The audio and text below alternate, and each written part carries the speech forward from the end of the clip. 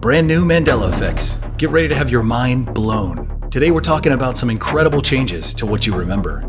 The Legend of Zelda, Ocarina of Time, Michael Jordan and Nike, Overwatch, more missing emoji that seemingly never existed, and apparently even the name of God has changed. So let's get right into it.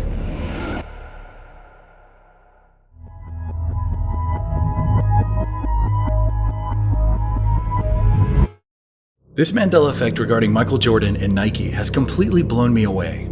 Visualize the iconic Air Jordan logo. I'm sure most of you have seen it before. It's a silhouette of Michael Jordan jumping in the air, legs spread, arm to the sky, holding a basketball. The Jumpman silhouette has been around for decades and is known to people all over the world. If I asked you to draw it, I'm sure most of you could. Originally envisioned in the 1980s, and here we are decades later, so what has changed? Well, it has to do with what he's wearing. What if I told you that Michael Jordan is not wearing shorts in the iconic silhouette, but rather pants, long pants? That's right, Michael Jordan is wearing full-length pants now. Take a look. Is this what you remember? Long pants? And get this image has apparently never been changed. It's always been this way. He's always worn full-length pants. I had to grab a pair of my own to see for myself. Is this at all what you remember?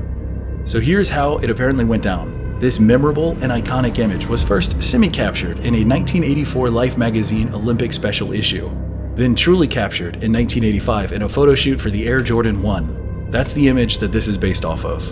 Jordan wearing full pants. I still can't believe this.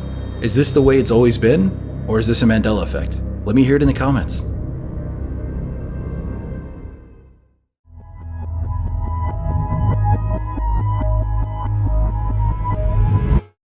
This Mandela effect is in regards to the 2016 hero-based multiplayer first-person shooter video game, Overwatch.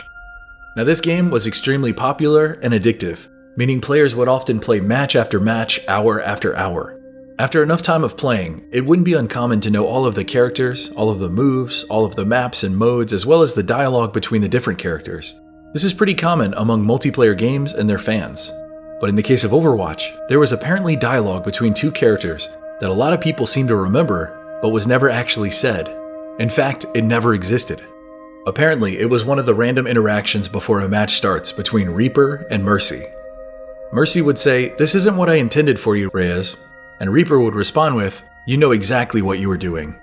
This line would have been significant regarding the overall story and lore for Overwatch because it suggests that Mercy had something to do with transforming Gabriel Reyes into Reaper, which also implies that Mercy isn't the saint she portrays herself to be.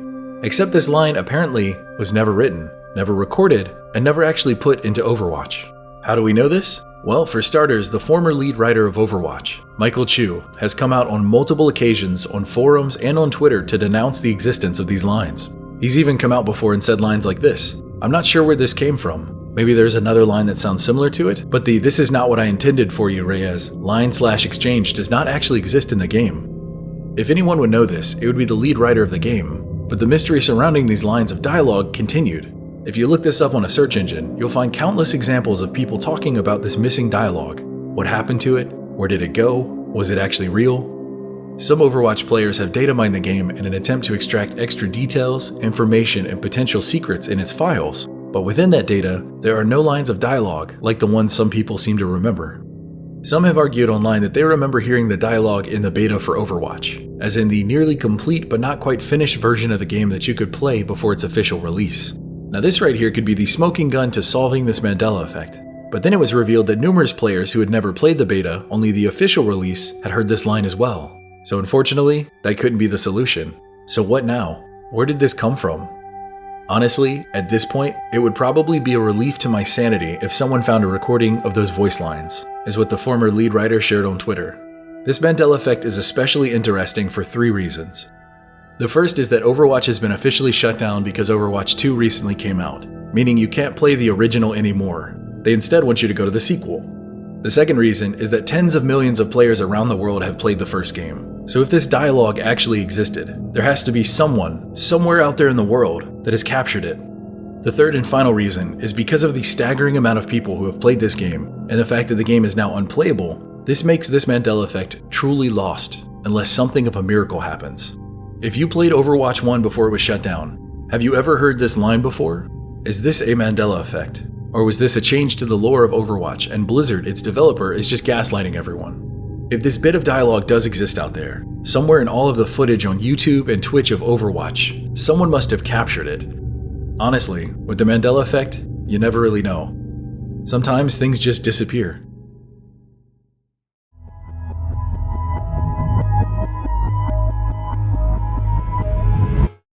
Here's a fun Bible Mandela effect that I've seen quite a few people online getting confused about.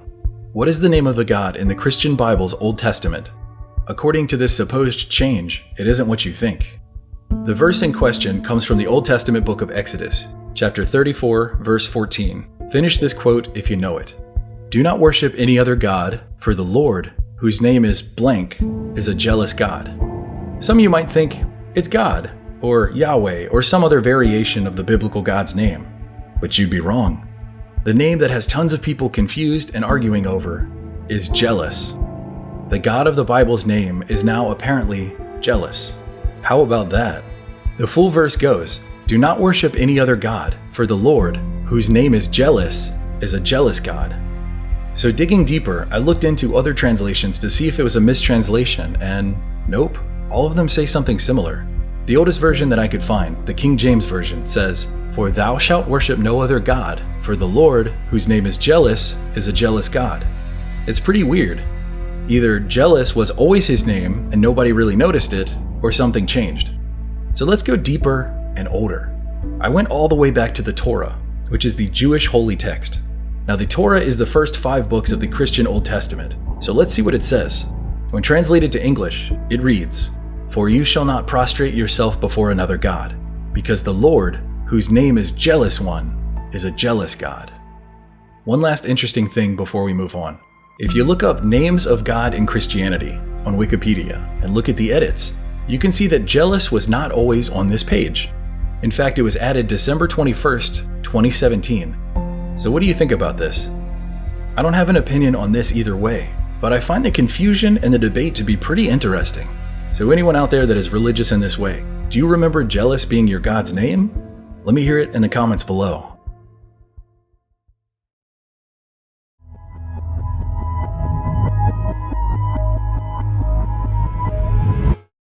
Let's talk about some emoji that have apparently gone missing. I've mentioned in a previous video about how certain emoji have seemingly disappeared from existence, as in they not only don't exist anymore, but any trace of them having ever existed is completely gone. Meaning for the people who remember the seahorse, the hiking man, the robber, the green peas, and the swordfish, all of those apparently never existed, despite all the memories of people having used them or seen them before. It's so strange. Well, today we have 2 new emoji to add to that growing collection. I'll have a link in this video's description box to a previous video on them if you want to learn more details. But today I'm talking about 2 new emoji that many people claim used to exist, but apparently don't anymore. So let's see if you remember these. First up is the moose emoji, reddish brown with big old horns. This emoji has apparently never existed and to this day still doesn't, but a lot of people remember it. There's a deer, a goat, even 2 kinds of camels, but not a moose in sight. Do you remember there being a moose emoji? Next up is the milkshake emoji, a classic American dessert. This one is really interesting to me because I even remember it. It was a cup with whipped cream, a cherry on top, and a red straw. I vividly remember this tiny emoji, but apparently it has never existed before. When I was looking into this, this was something fun I found. When it comes to drinks represented by emoji, you have almost everything you could want. Beer, wine, whiskey, sake, cocktails, a martini, champagne, milk, coffee, tea, a soda cup, apple juice, a milk bottle, a spilled glass, green tea, and even boba, or bubble tea, but no milkshake.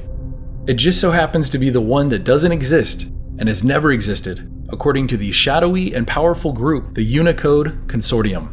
Yes, that's a real thing, and they get to decide what emoji get made. Seriously, check out my original video on this topic, I go way into detail about them. Is this a Mandela effect, or is this all in our head?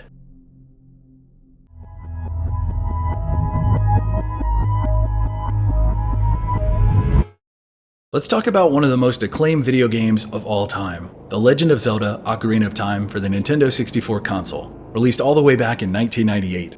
In this game, there is a location called the Fishing Pond in Lake Hylia, where you, playing as Link, can relax and fish to your heart's content. The pond owner allows you in, sells you bait, and lets you go wild. Now, there is a legendary fish in this pond that has been discussed, debated, and searched for as long as people could comment about it online. This is the Hyrule Loach, the rarest and most sought-after fish in the game. Not only is it hard to find, it's even tougher to catch. So what is the Mandela effect regarding the Hyrule Loach? Well, it turns out that the Hyrule Loach doesn't exist in Ocarina of Time anymore. Or at least its name doesn't. What so many people remember as the Hyrule Loach is now called the Hyrule Loach. And I could understand some people never having heard of this before saying, that doesn't seem like a big deal, but if you spent hours of your youth in that pond fishing for this legendary beast, you know this feels weird and wrong. And if you look up Hyrule Loach online, you'll come across numerous guides, GameFAQ pages, and forum posts from back in the day. Comparatively, there are significantly more search results for the Hyrule Loach than there are for the Hyrule Loach. So is this simply a case of the majority of people online misremembering this legendary fish's name? Or has something changed? Let's dive deep into this topic. Let's check out the official Nintendo Power Player's Guide for The Legend of Zelda Ocarina of Time. I'm sure this strategy guide from 1998 will surely solve our mystery. On page 56 and 57, we have an entire spread about Lake Hylia, not Lake Hyrule. So does it mention the Loach? Oh yeah. Unfortunately though, it only says this: with the help of a special lure, Link caught the Loach, the largest fish the pond has to offer. Meaning this strategy guide mentions the word Loach, but not the name that so many people are arguing over. I mean, that's just hilarious. So then I found another strategy guide, an unofficial guide from 1998 by Bradley Games. And it mentions a huge fish called the Loach, but again, no exact name. Incredible. So let's investigate further. It turns out that the Hyrule Loach does appear in another Zelda game, the 2006 Nintendo Wii and Nintendo GameCube versions of The Legend of Zelda Twilight Princess. In this title, the fish is still sporting the name that so many of us remember, the Hyrule Loach.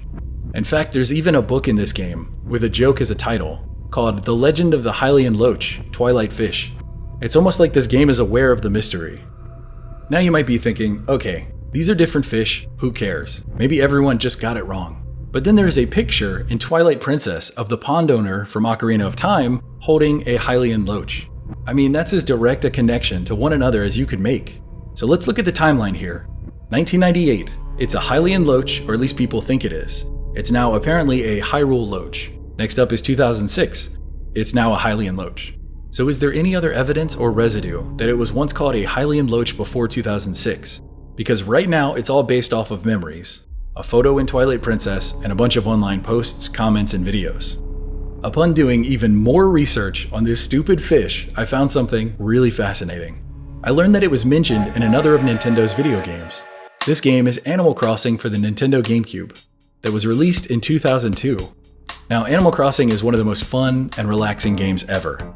Among the many things that you could do in that title, one of those is fish. And if you were lucky enough, you could even catch a Loach. Now in that game, it was simply called a Loach. But if you did catch one, you'd receive text on screen that read, "I caught a Loach. You don't suppose it's Hylian, do you?" And there it is, another Nintendo game making a direct reference to The Legend of Zelda Ocarina of Time's rare fish and legendary catch. The timing lines up, and the joke only works if everyone thinks that fish is indeed called a Hyrule Loach. That's right, this text was written after Ocarina of Time, but before Twilight Princess. It is the perfect piece of evidence that at least the localizers and writers at Nintendo of America, the people writing and publishing this game, believe the fish was called a Hyrule Loach, a name that now doesn't make any sense if there wasn't a Hyrule Loach until 2006 with Twilight Princess. Why would they make a joke about a Hyrule Loach if it was never actually called that? Just think about this for a second. There was a fish name in 1998. In 2002, they referenced the fish name, and in 2006 is actually the first time it was ever used now. Why would there be references and jokes to the name that never existed if it didn't exist? In fact, after seeing all this information, I'd argue that the Hyrule Loach in Twilight Princess was named that because of the original and now seemingly changed name that never existed. This change is the perfect example of a Mandela effect and the weird ripple effect it creates. The original name in the original game was seemingly and miraculously changed, but its effects and lasting impacts weren't. So does this specifically reveal more insight into the nature of the Mandela effect? Just think about it. If something in the past changes, but its future references and sequels stay the same, what does this mean? Does this potentially show a limitation of the Mandela effect, as in the range of how far it can go, the extent to which it can change something, and the limitations of what it can't? Is there a formula here that we can extract and study? If there is, we could possibly use it to more easily search for other Mandela effects. Have we finally started to crack the case and begin the process of defining and mapping out what a Mandela effect can and can't do? Whatever it is that the Mandela effect is, we know it's real, and we know that it changes things. It can add things, and it can subtract things. Some people notice, and some people don't. Even the one study that has been done regarding the Mandela effect has drawn the conclusion that they don't understand why so many people share such similar memories that are now objectively wrong. There are simply too many for everyone to have forgotten the exact same thing the exact same way. It's unquestionably a thing, but we know so little beyond that.